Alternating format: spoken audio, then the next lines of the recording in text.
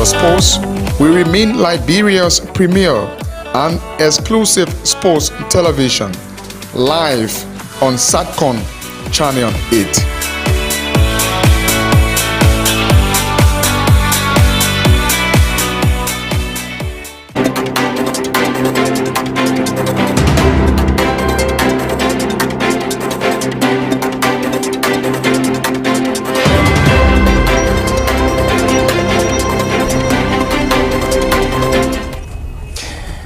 Good afternoon, wherever you are across the length and breadth of our broadcast. This is Intel Sports. We're coming to you live from our studios here at the Stop and Shop building directly opposite the Ministerial Complex. This is a studio discussion, so to speak, and we are talking the MRU, the Mano River Union Men's Under-17 Peace Cup Liberia 2023.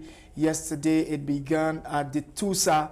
We like to call it the Tusa field, so to speak, and is continuing today at the Antoinette Topman Stadium, the famous Antoinette Topman Stadium, where we've got Liberia preparing to take on Sierra Leone at 4 p.m. this afternoon, in maybe a couple of hours or an hour from now, so to speak. And we are trying to take a look at what we saw yesterday on the first day of the competition at the Tusa.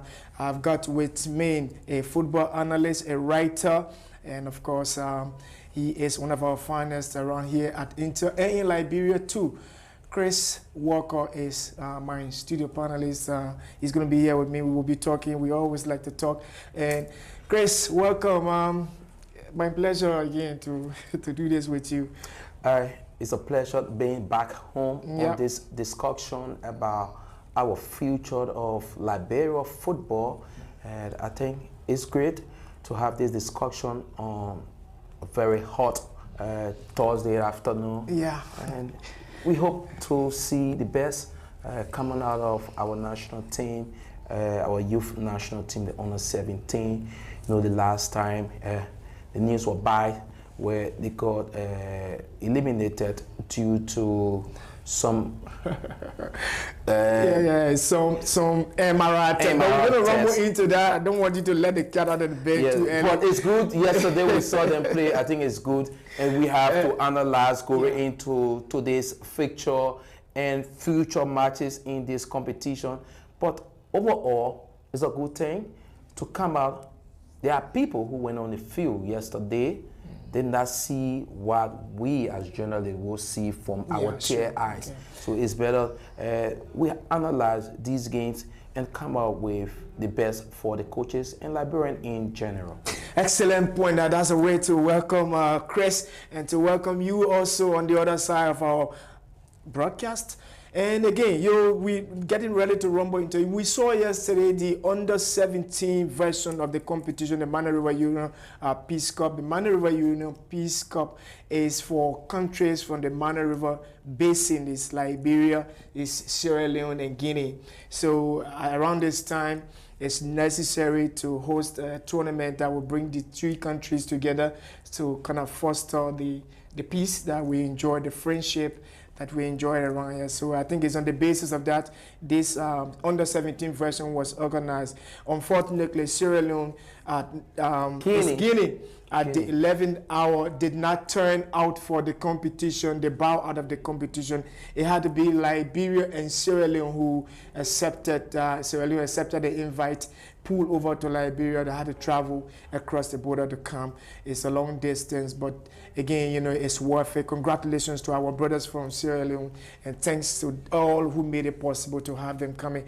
And so we are getting ready for a second game today because Guinea did not turn out, so it had to be the two teams playing. They played yesterday, we got to play today. Tomorrow we give them break, and then we continue on Saturday and Sunday. Yes, and then we get it done and dusted. And then we look forward to the future. So let's set the ball rolling. This is Chris and Theophilus Jika presentation or analysis as we look forward to today's game.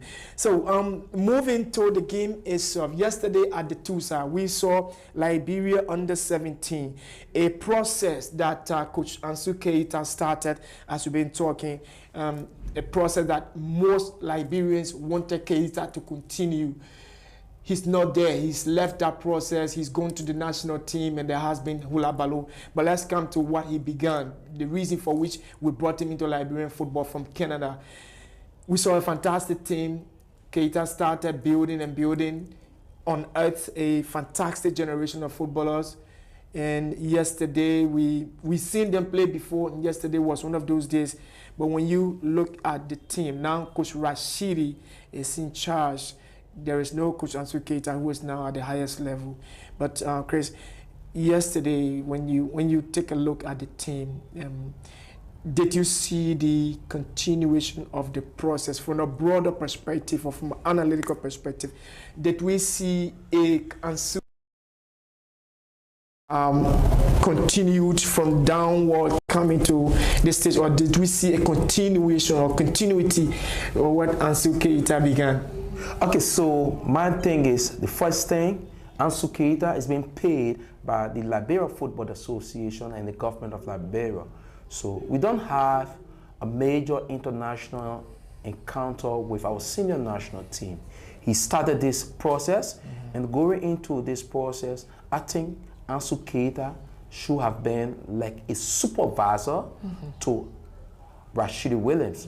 The last time the Under 15 played, Ansel Keita served in that position, but from the stand. So now, is Ansel Keita so big for our junior national team when he don't have a job going so far that he cannot come and identify with the players? So you're making reference to the fact that we did not see him yesterday. Did not see him yesterday. That still doesn't negate the fact that probably he sat in the back seat and of all his expertise. It's just my assumption anyway. Yeah, but my thing is, he should have been on the field to see the team. Yes, we carry the game live, probably from his hotel or probably where he is. Probably, I think he may not be in the country, but I think this is part of his job. Okay. As the senior national team coach, senior of all the coaches, as the senior national team coach, you supervise and coordinate all of the national teams. So did we see the development, keeping the development process alive, which Ansel Keita started? Did we see that yesterday in that under 15, under 17 team that was paraded yesterday? It's two ways. My thing is, we went into the game yesterday, developmental process, yes, because you kept bulk of the players who played on Ansumana Keita. You had the legs of Alhaji Samoka, Vasco Sumo. You had Raphael Peters, Jonathan Freeman, the legs of Justin Jojo, the goalkeeper Inisime and Bien. And you can go on and name players. So it's the same players, developmental wise, but they have all taken their level to under 20. When they came from Mauritania, that team graduated to the under 20. Bringing them back, I think, wasn't good for our developmental process of football, because we have seen them want to see new breed of players under 17. Secondly, will you in 2 years to come or a year use these guys in any under 17 competition? No. They might have graduated or passed the age. You say under 17. Samoka is 16 plus. Jonathan Freeman, the legs of Emmanuel C.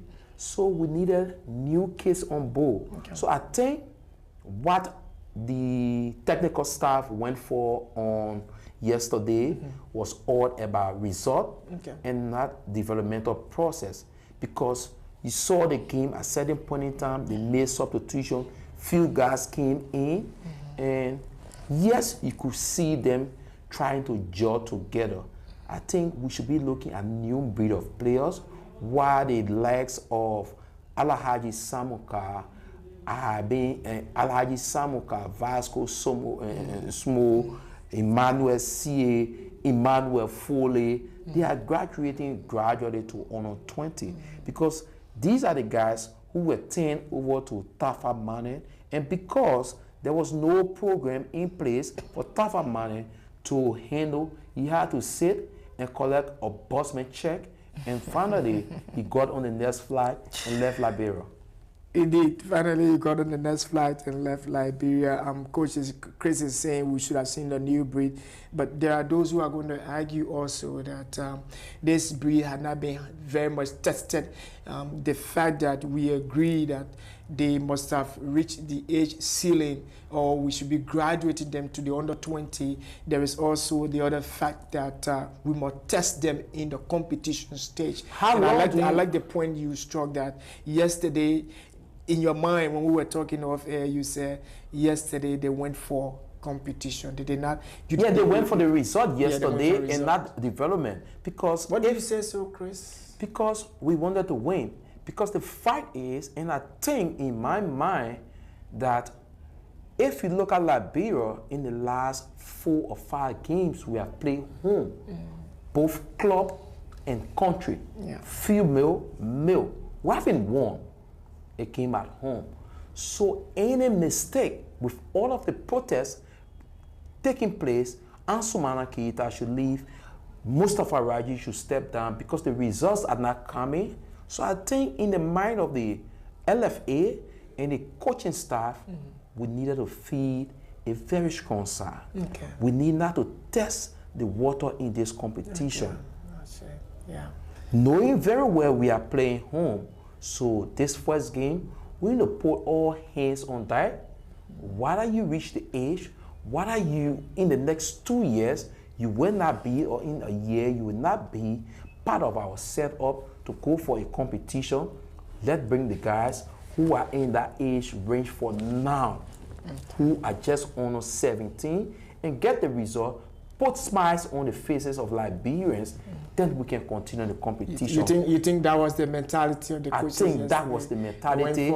And trust me, today, you may see a new breed of players featuring today because we won 6-2 yesterday. So they want are they gonna feel like they don't have pressure on them? I think that will be the ideology of Rashidi Williams, Nathaniel Shemo, the legs of Dominic Savage, and Josh Roger, who I saw. Probably, I think he's former referee. I think the physical trainer there.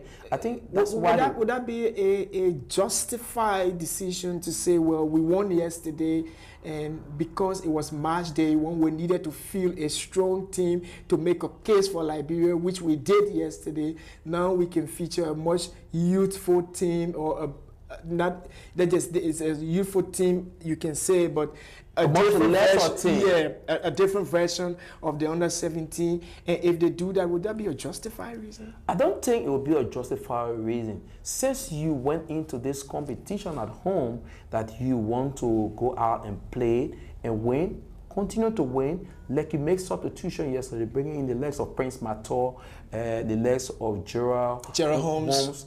I think you should continue to go into the competition like that until probably the last 2 games, because any other thing today, you open the tail encounter, the tail layer of this competition. So, but in my mind, I think that is what Rashidi Williams and co will want to do today. But I think we are not going for the developmental purpose in this competition, but rather the result. Want to win and bring back the love of Liberia. Chris, somebody watching you will say, Chris, should we be talking about developing when we are in a competition? I'm a coach. If I'm going to a competition, sometimes I take away the fact that I'm developing. My mind tells me that I have developed and now I'm in the competition. That competition attitude, the mentality and approach will justify my development. So from what they're doing, doesn't it show that it is worth it because now they have developed and brought this guy to the stage where... I don't think they want to develop now, because if you look at the team Can you tell me how long that team trained for? Well, I don't know. So they did not train for over a week or 2 weeks. So meaning they needed not to look at development. Okay. They are looking at the result. That's why they call the top-notch youth players from the various teams in the top tier of Liberian football. Which is a big one. So we are here. This is Chris Walker, Tifelas Chica presentation. We are analyzing the under-17 Liberia men's under-17 performance yesterday at the Tusa against Sierra Leone. And they are getting ready to play their second game today at the Antonio Topman Stadium. We're trying to take a look, we're trying to retrospect whether our development process is on course, on whether we shooting away or running away from that process. We're still keeping that process alive and trying to blend it with competition. And how are we coping? This is what we're talking in the future, of course. So we are back here, and Chris is just right here with me at the Antonio Topman Stadium. Very soon, the second match is going to be played. But let's take a look at the selection of the big guns as you talk about at that development stage. So I know that there is the fun, the formative, the formation, and the final youth development stage. The 4 processes of development. At the under-17 level now, the guys are supposed to be graduating to the under-20, meaning they are possibly the next generation that Coach Ansu Keita, if he still continues as the coach of Lone Stars, they are possibly the next generation of player that Keita will be using. So, talk about yesterday's selection. Emmanuel C. Plays for Watanga, and Fala Johnson, Leska FC, Vasco Smo, Calon FC, and Jonathan Freeman, Discoveries, Emmanuel Foley, Watanga FC, Justin Jojo. He plays for Calon FC, Onisimo Bien, for Blackman Warrior. Yeah. So. A fantastic team, but did they live up to expectation yesterday? I think they actually lived up to expectation on yesterday, because when I got at the stadium, you could see a total control of the game by Liberia. They were passing well, they were moving into spaces, they were recovering the ball well, and going forward, getting the goals. You can actually say they live up to expectations. 6 goals yesterday. It could have been more. Emmanuel C. hit the woodwork 2 different times. The legs of Jonathan Freeman also came close to scoring. Vasco and Sumo, Alahaji Samuka. I think they live up to expectation, up to their own, what do I say, pedigree, maturity. They have gathered from the top tier. They live up to expectation. They started off initially when I was in commentary position. We did run commentary yesterday, and in my mind I was like, they started off a little bit soft. The Sierra Leone were a bit physical, and we had to stress that point in our commentary that the Sierra Leone are much more aggressive as compared to our lads.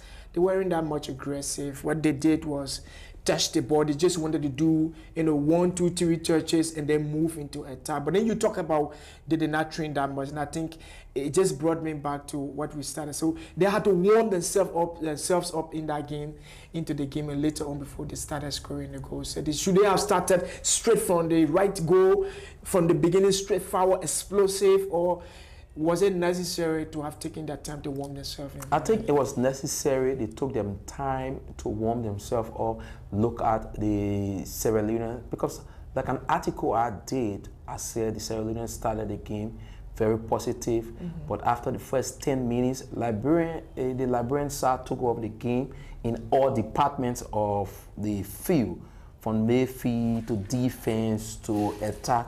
Liberia took over the game. I think Rashidi Williams, a very good coach. He has international experience. He played outside. He played for the national team.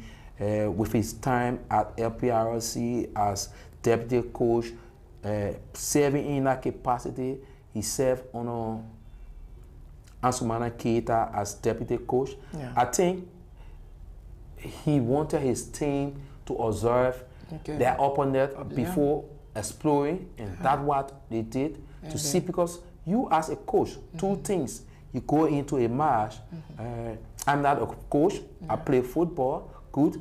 But you go into a match, first thing you need to do is to observe your opponent one, or you decide to start the game on a firing note. So I think the visitors started the game, they wanted to get a goal. We sat back, observing it, and we took over the game from them. I know a coach, Robert Latte, during his time at BYC, he always divided his game into 3 halves.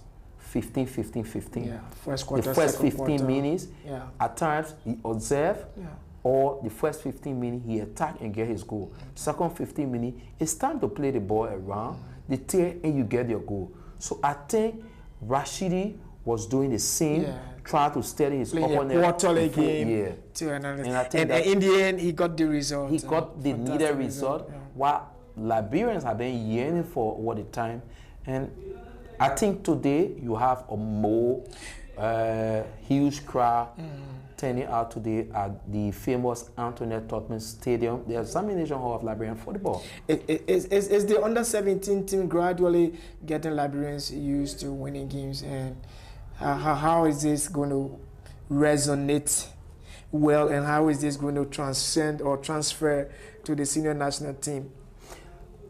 This team is drawing us to cheering, winning games like we saw yesterday. Like I said, the guys went for the result, knowing very well the implication if our under 17 have gone into that game and lost or played badly. So they selected Alhaji Samuka. They selected the players they knew fit in that range, but for a very short spell. Yeah. Because 1 year from now, Alhaji Samuka will not be in that range. So no one can tell us that these guys are not in the range. But you, the journalists, who know football, will say, this is waste of time. We should push these guys to under 20 and bring new guys on board. But their mind was, we use these guys, get the result, get Liberian used to win a game, because they have struggled. They are fair pain from the legs of the club teams, the national teams, even the female national team. Yeah. So give Liberia a win, because to be frank with you, any other result to yesterday could have turned on the more negative for Liberia. Okay, we will take a short break, very, very short break, and we will come back consider. But let's just remind you that we're talking Mana River Union's men's U-17 Peace Cup, Liberia 2023, Liberia and Sierra Leone. Guinea are out of it. They withdrew at the very last minute, citing technical reasons. And Liberia played Sierra Leone yesterday. They beat them by 6-2. When we come back, we talk a bit more about how this team can grow and what do we expect from today's game at the famous Theater of Dreams, Antoinette Tottenham Stadium. We'll be right back.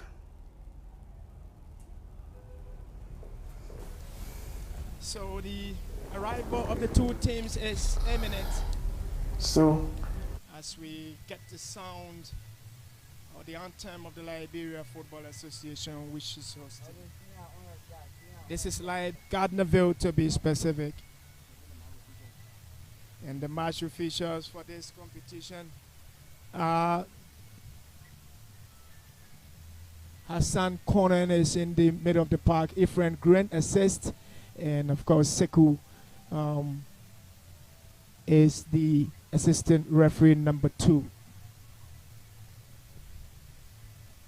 As a matter of fact, Ifran Wega Grant is the assistant referee number 1. The match officials, and Sekou Kane is assistant referee number 2. The center referee is Hassan Kone in the middle of the park. All of them are FIFA batch referees, just to make the correction. And let's run through the lineups of the two teams of the two teams which are about to take off.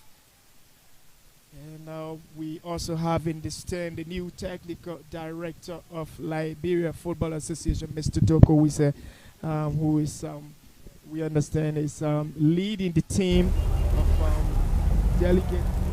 Well, these are the scenes from the TUSA.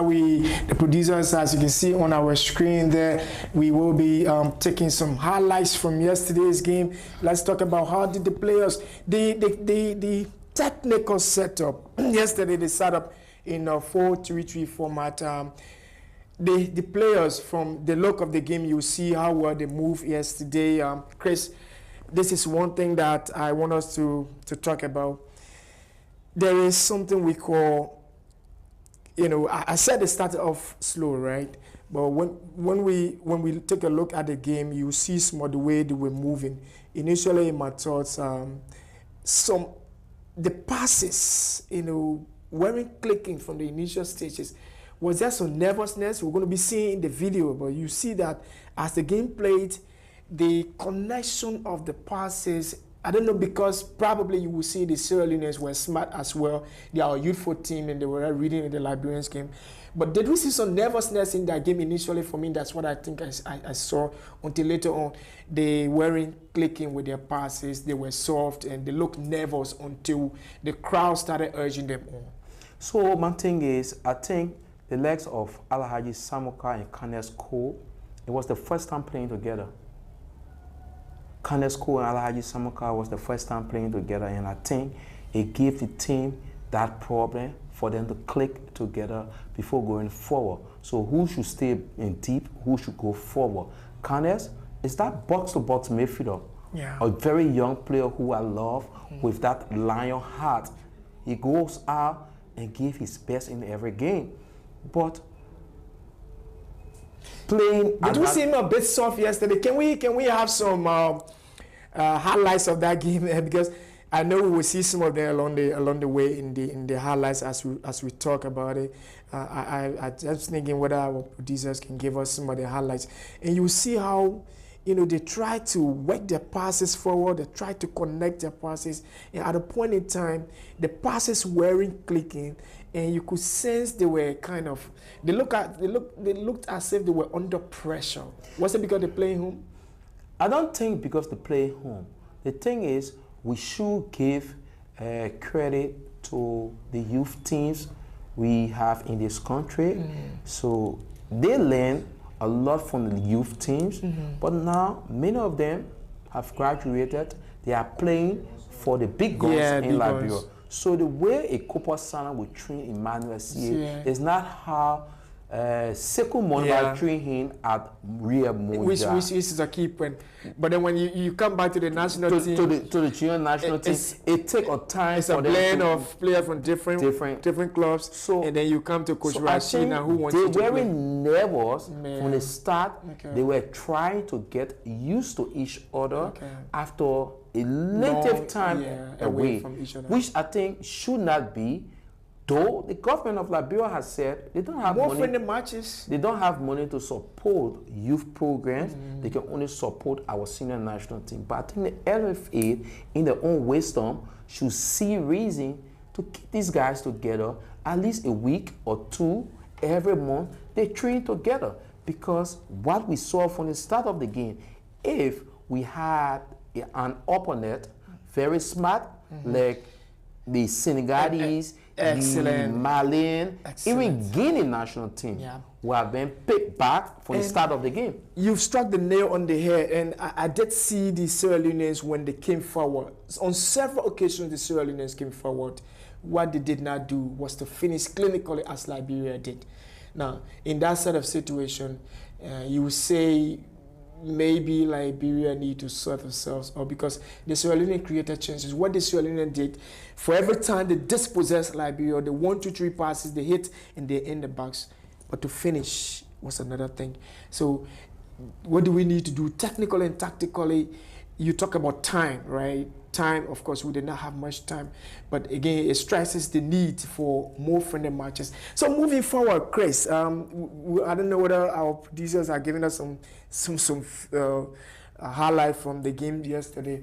If you can't get that, we'll be talking about today's game. What do we expect today? But before I ask that question, the 6 goals that we saw yesterday were all were they good goals, clinical goals, and were they goals that we can be proud of? Kindness scored. Was it Kindness? One of them scored yesterday, and he went into the stand to hug his mom.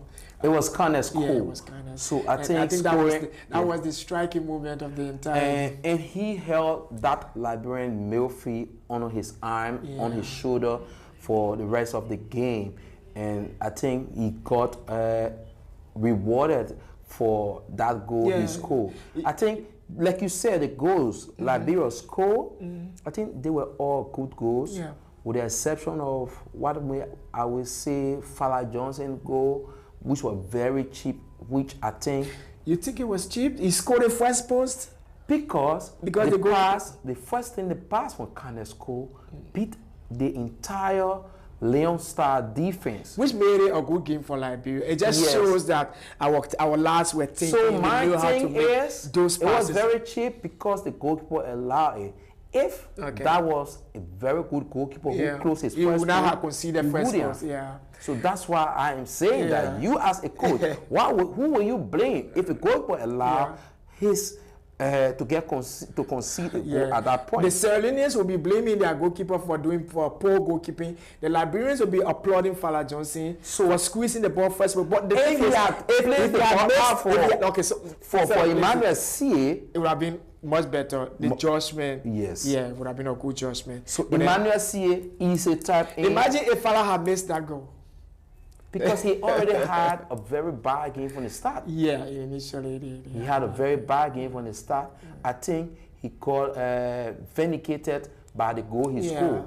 He saw back from the lifted their spirit. He saw back from their various dressing rooms. Father had to go to the bench. Got substituted right away from the dressing room. So I think it wasn't a good goal, but Emmanuel C. first goal, his second goal, a beautiful shot. Jonathan Fremont didn't score. He always scored for discoveries. He wasn't on the goal score. So he was meaning like the supplier yesterday from the wing. I think he served as a real leader in that game. The legs from LPRC Holmes, he came in, great head up, beautiful head up, first touch on the pitch. He scored. Kindness scored outside the 18, something we don't see Liberian players doing, and he's getting used to that, kicking from long range. I think that was so great. That was so yes, great. we want to see, taking a look at the highlights. The Sierra Leoneans did extremely well. I think I saw a couple of players in the Sierra Leone squad. One thing, I think the Sierra Leone, you can give them out for their physical. They know how to defend. Their aggression is great. And that team of Sierra Leone, they are players with great height. Just look at the height of the Sierra Leone as they walk out of the tunnel. You see, they are marketable. They are. 2 years from now, many of these kids from Sierra Leone may be in Europe. Look at our players' height. And look at the Sierra Leone. Excellent. You can see the height. You never took notice of this. That is first criteria for recruitment in football, the height. And apart from Samokai, Brother Sensumo, fully Emmanuel, Justin Jojo, Samuka. it's hardly not bad. And